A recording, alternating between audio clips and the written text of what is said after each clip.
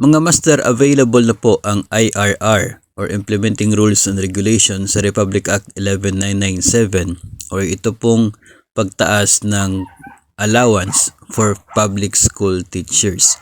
At ayon sa IRR na ito mga master, mananatili po na ang release ng teaching allowance, formerly chalk allowance, then cash allowance, ngayon ay teaching allowance na.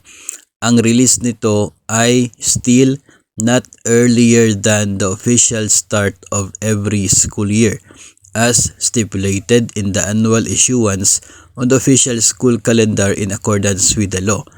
Ito ay in consideration sa mga bagong ma-hire na teachers na possible yung kanilang appointment on the start of the classes at possible din na pagkakaroon ng movements dahil sa excess or shortages ng teachers.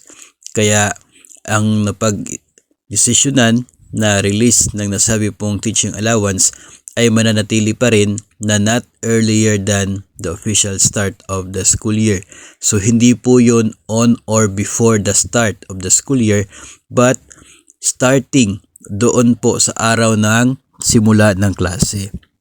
Madalas po kasi ay naiisip ng iba na on or before, no? Pero dahil sinabi po dito ay not earlier than the official start of the school year, so hindi pwede na mas maaga sa official start ng klase. So pareho pa rin po ito sa previous po na guidelines ng atin pong allowance for teachers. Ganun pa rin yung release not earlier than the official start of the school year.